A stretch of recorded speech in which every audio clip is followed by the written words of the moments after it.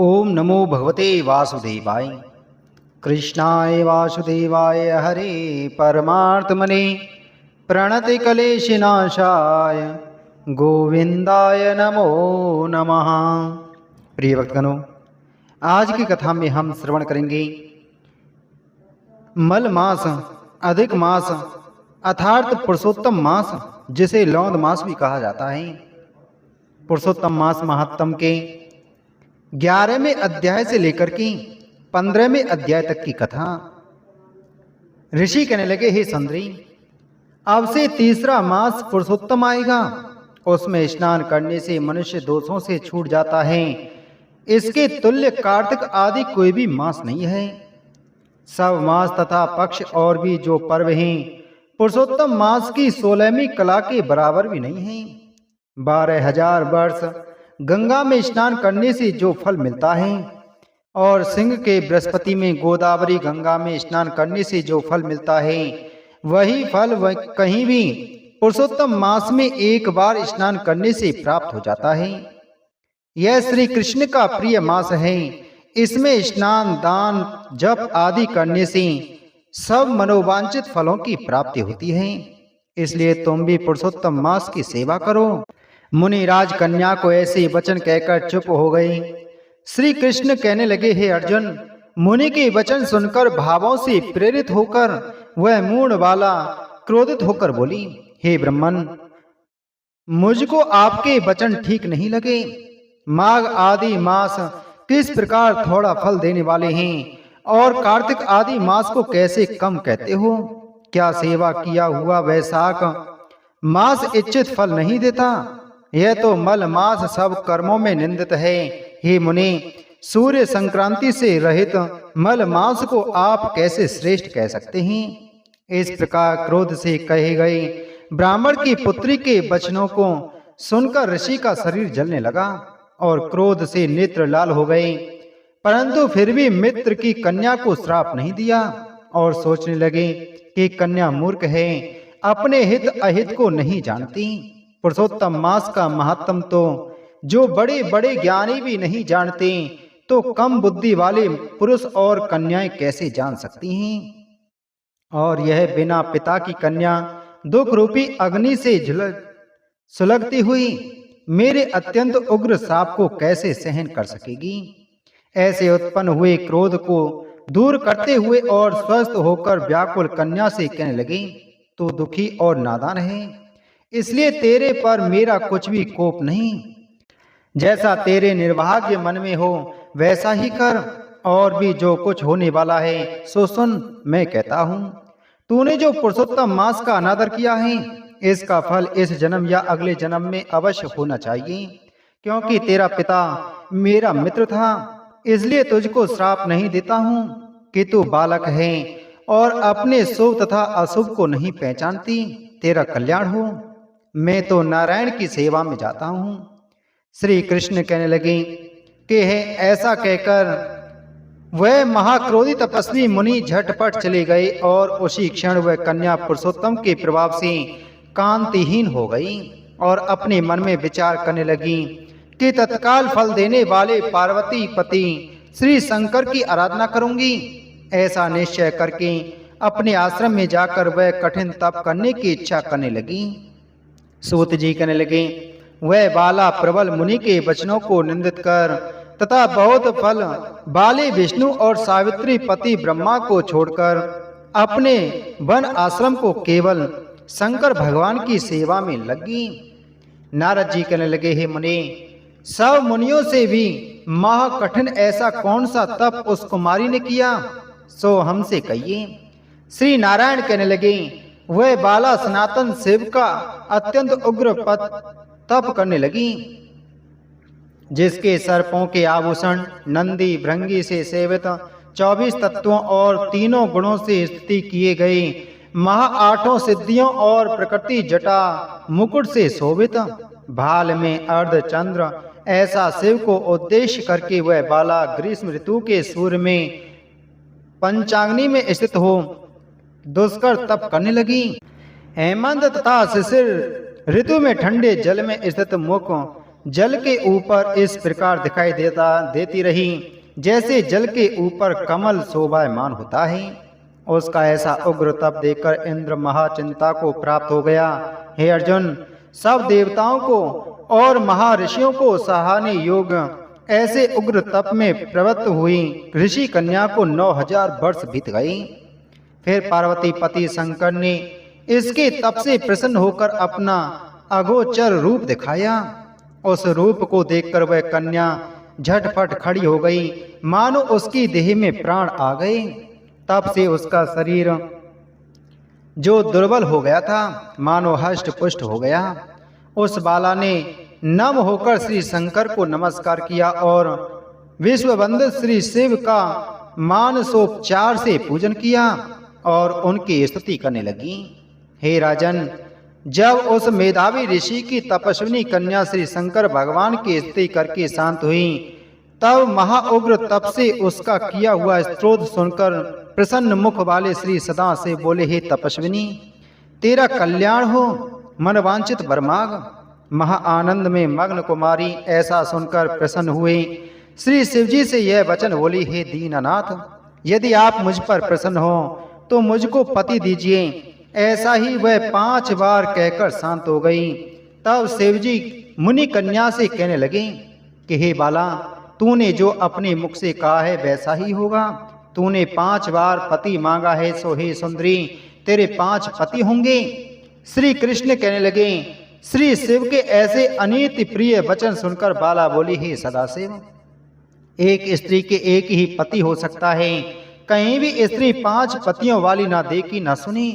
एक पुरुष के 5 स्त्री तो हो सकती हैं, मैं 5 पतियों वाली कैसे होंगी? आपको ऐसा कहना योग्य नहीं है। हे प्रभु, ऐसा वरदान देने से आपको ही लज्जा होगी। उस कन्या के ऐसे वचन सुन कर श्री शिव कहने लगे कि इस जन्म में नहीं, अगले जन्म में होंगे। वहां तू तपोबल से योनि से उत्पन्न नहीं होगी और वहां अग्नि से उत्पन्न सुख को प्राप्त होकर परम पद को प्राप्त होगी। दुर्वासा मेरा ही रूप है, तूने उनका तिरस्कार किया। यदि दुर्वासा कोपायमान हो जाएं तो तीनों लोकों को जला देवें। तूने अत्यंत ब्रह्म तेज का तिरस्कार किया और तूने भगवान के प्रिय पुरुषोत्तम मास का व्रत नहीं किया, जिसको श्री कृष्ण भगवान ने सब ऐश्वर्य सौंप दिया। हे वाले, मैं ब्रह्मा आदि देवता और नारद आदि तपस्वी जिन भगवान जी की आज्ञा नहीं टाल सकते, तूने उनको नहीं पूजा और अनादर किया, इसलिए तेरे 5 पति होंगे। हे वाली, जो पुरुषोत्तम मास की निंदा करता है वह घोर नरक में जाता है। उसके विपरीत कभी भलाई नहीं हो सकती। जो पुरुषोत्तम के भक्त हैं वह पुत्र पौत्र और धन से युक्त हैं। इस लोक तथा परलोक की सिद्धि को प्राप्त होते हैं। हम सब देवता भी पुरुषोत्तम की सेवा करते हैं। इस प्रकार कहकर श्री नीलकंठ महादेव तत्काल अंतर्ध्यान हो गए। तब वह बाला चकित रह गई। सूत जी कहने लगे, हे ऋषियों, सदाशिव के अंतर्ध्यान होने से उस कन्या को भी चिंता हो गई। शंकर के चले जाने पर वह बाला कांतिहीन श्वास पर श्वास लेती हुई भयभीत होकर आंखों में आंसू लाकर रोने लगी। इसी प्रकार दुख से बहुत सा काल व्यतीत हो गया। फिर वह तपस्विनी भी बलवान काल के वश हो गई। उसी समय बड़े धर्मात्मा राजा द्रुपद ने उत्तम यज्ञ किया। उस यज्ञ कुंड में से एक कन्या उत्पन्न हुई। वही मेधावी ऋषि की कन्या दूसरे जन्म में राजा द्रुपद की पुत्री द्रौपदी नाम से संसार में विख्यात हुई। जो यह राजा द्रुपद के स्वयंवर में मछली की आंख बीधने पर अर्जुन को मिली। हे नारद, पुरुषोत्तम का अनादर करने से दुष्ट दुशासन ने इसके बालों को पकड़कर खींचा, परंतु उस समय वह बारंबार मेरे नामों को याद करने लगी। श्री कृष्ण कहने लगे कि यदि द्रौपदी को मैं भूल ही गया था तो भी मेरे को स्मरण आई, और हे राजन, मैं तत्काल ही गरुड़ पर चढ़कर आया और अनेक प्रकार के खींचे हुए चीर को इतना बढ़ाया कि दुशासन उसको खींचता हुआ अचेत होकर गिर गया। सदैव मेरे में स्नेह करने वाली और पतिव्रता को पुरुषोत्तम मास के अनादर से मैंने भी उसको त्याग दिया। पुरुषोत्तम मास का तिरस्कार करने वाली को मैं भी त्याग देता हूँ।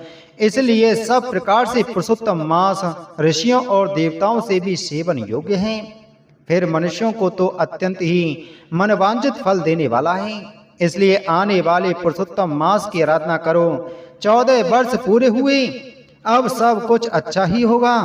श्री नारायण कहने लगे, इस प्रकार श्री कृष्ण द्रौपदी और पांडवों को समझाकर द्वारकापुरी जाते हुए बोले, हे राजन, अभी विरह से व्याकुल द्वारकापुरी को मैं जा रहा हूँ। ऐसा कहने पर भगवान प्रेम में मग्न हो पांडु पुत्रों को धीरे धीरे लौटाकर द्वारकापुरी को चले गए। श्री नारायण बोले, श्री द्वारका नाथ के द्वारका जाने पर युधिष्ठिर अपने भाइयों सहित तप करते हुए तीर्थों में विचरने लगे। हे नारद, श्री भगवान के प्रिय पुरुषोत्तम मास को मन में धारण कर और श्री कृष्ण का वचन स्मरण कर अपने भाइयों और द्रौपदी से बोले, अहो, आप सबने पुरुषोत्तम मास का महत्व सुना है। पुरुषोत्तम को बिना पूजे कोई कैसे सुखी रह सकता है। इस लोक में वही पूज्य, वही धन्य और वही श्रेष्ठ है जो अनेक प्रकार से भगवान पुरुषोत्तम की पूजा करता है। इस प्रकार सब तीर्थों में विचरते हुए पुरुषोत्तम मास के प्राप्त होने पर विधिवत उसका व्रत करने लगी और 14 वर्ष व्यतीत हो जाने पर श्री कृष्ण भगवान की कृपा से अकंटक राज्य को प्राप्त हुए। इसी प्रकार सूर्यवंशी राजा दृढ़धनवा भी पुरुषोत्तम के सेवन से पुत्र और पौत्रों तथा अनेक प्रकार के सुखों को भोगकर योगियों को भी अति दुर्लभ भगवान के लोक को गए। ऋषि कहने लगे कि हे सूत जी, राजा दृढ़धनवा को पुरुषोत्तम के सेवन से राजपुत्र, पौत्र और पतिव्रता स्त्री कैसे मिली और योगियों को अति दुर्लभ भगवान का लोक कैसे प्राप्त हुआ, इसलिए आप विस्तार से इस इतिहास को कहिए। सूत जी कहने लगे, हे ऋषियों, आकाश गंगा की तरह पवित्र करने वाली सुंदर प्राणी दृढ़धनवा की कथा में तुमसे कहता हूँ। है देश का चित्रधनवा नाम से विख्यात राजा हुआ। उसका पुत्र महातेजस्वी, सब गुणों से युक्त, सत्य बोलने वाला, धार्मिक दृढ़धनवा नाम से विख्यात हुआ। वह दृढ़धनवा अंगों सहित चारों वेदों को पढ़कर विधि पूर्वक गुरु जी की पूजा कर दक्षिणा देकर पिता के नगर को गया। अपने नगर के रहने वाले को नेत्रों का आनंद उत्पन्न करते हुए उसने अपने पिता चित्रधनवा को प्रसन्न किया। अब राजा चित्रधनवा अपने मन में विचार करने लगा कि स्त्री, घर, पुत्र आदि छोड़कर मुझको भी वन में जाकर हरि का भजन करना चाहिए। ऐसा मन में विचार कर समर्थ राजा दृढ़धनवा को सब राजपाट सौंपकर विरक्त होकर पुलह ऋषि के आश्रम में चला गया। वहां जाकर तप करने लगा। कितने ही काल तक तप करके चित्रधनवा हरि के धाम को चला गया। दृढ़धनवा ने जब अपने पिता की मृत्यु को सुना तब अपने पिता की और दैहिक क्रिया की, फिर नगर में राज्य करने लगा। राजा दृढ़धनवा की गुण सुंदरी नाम की स्त्री थी। उसके 4 पुत्र हुए और चारुमती नाम की एक कन्या उत्पन्न हुई। उसके पुत्र चित्रवाक, चित्रवाहा, मणिमान और चित्रकुंडल नामों से विख्यात हुए। श्री नारायण कहने लगे कि एक समय सोते हुए उस राजा के मन में यह विचार उत्पन्न हुआ कि मेरा यह सब वैभव किस पुण्य के प्रभाव से हुआ। ना मैंने कोई तप किया, ना दान दिया, ना कुछ हवन किया। अपने इस भाग्य का कारण किससे पूछूं।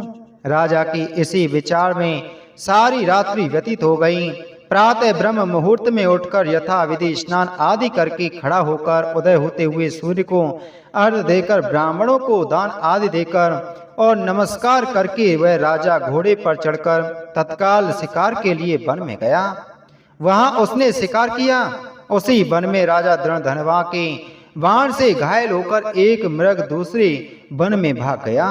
घायल मृग के शरीर से गिरते हुए रुधिर के निशानों से राजा दृढ़धनवा भी उसके पीछे पीछे गया, पर थोड़ी देर में मृग राजा की निगाह से ओझल होकर कहीं छिप गया। राजा ने प्यास से व्याकुल होकर फिरते फिरते सागर के समान एक सरोवर को देखा। वहां पर तत्काल जाकर उसने पानी पिया। वहीं उसने अत्यंत घनी छाया वाला बट का वृक्ष देखा। उसकी जटा में घोड़े को बांधकर राजा वहीं बैठ गया। वहां पर वाणी बोलता हुआ तोता बोला। राजा को अकेले बैठा हुआ देखकर वह सुख बार बार एक ही श्लोक बोलता रहा। तू पृथ्वी में अत्यंत सुख को देखकर सार वस्तु को नहीं विचारता तो कैसे पार पहुंचेगा। ऐसे उसके इन रहस्यपूर्ण वचनों को सुनकर राजा को यही सोच हुआ कि बारंबार यह सुख ऐसे वचन क्यों कहता है।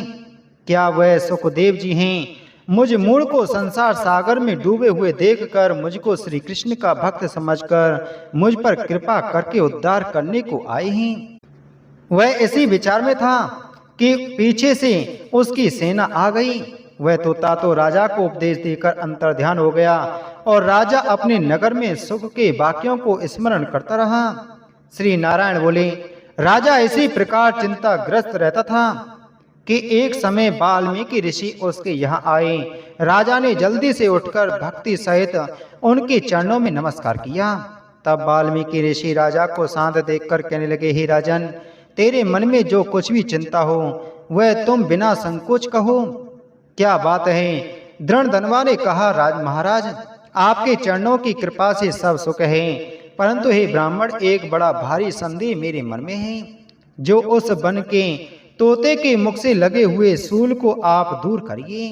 वाल्मीकि ऋषि राजा के यह वचन सुनकर बोले, हे राजन, पूर्व जन्म में तुम द्रवण देश के ब्राह्मण के घर में त्राम पत्र के किनारे उत्पन्न हुए थे। सदैव तुम्हारा नाम था।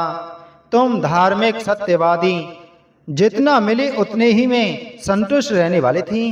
तुम्हारी स्त्री उत्तम गुणों वाली गौतम ऋषि की पुत्री गोमती नाम से विख्यात थी। गृहस्थाश्रम के धर्म में चलने वाले सुदेव को कितना ही काल व्यतीत हो गया, परंतु उनकी संतति नहीं हुई। एक दिन आसन पर बैठा हुआ अपनी स्त्री से सेवा कराता हुआ थका हुआ वह ब्राह्मण कहने लगा, हे सुंदरी, संसार में पुत्र से परे कोई सुख नहीं है, क्योंकि तप दान से उत्पन्न पुत्र परलोक में सुख देता है। शुद्ध वंश में उत्पन्न हुई संतति इस लोक और परलोक में सुख देती है। उस श्रेष्ठ संतति को मैं प्राप्त न कर सका तो मेरा जीना ही वृथा है। मैंने उसे वेदाध्ययन नहीं कराया, न उसका विवाह आदि किया, अतः मेरा जन्म वृथा है। इसलिए मेरी मृत्यु शीघ्र ही हो जाए तो अच्छा है। मुझको आयु प्रिय नहीं। इस प्रकार अपने पति के वचनों को सुनकर उस सुंदरी के मन में अत्यंत दुख हुआ और बोली, हे प्राणेश्वर, ऐसे तुच्छ वाक्य मत कहो। तुम्हारे जैसे वैष्णव सूरवीर कभी निराश नहीं होते। हे विप्र, आप सत्य धर्म में तत्पर रहें। आपने तो स्वर्ग जीता है, पुत्र की इच्छा है तो हरि जगन्नाथ की आराधना करो। वह ब्राह्मण श्रेष्ठ अपनी धर्म पत्नी के ऐसे वचन सुनकर निश्चय के साथ ताम्रपर्णी नदी के किनारे चला गया। वहां जाकर पुण्य तीर्थ में स्नान कर महाभयंकर तप करने लगा। ऐसे उस तपोनिधि के 4000 वर्ष बीत गए। हे ब्राह्मण, उसके तप से त्रिलोकी कांप उठी। सुदेव का महाउग्र तप देखकर बड़े वेग से गरुड़ पर चढ़कर भक्त वत्सल श्री भगवान प्रकट हुए।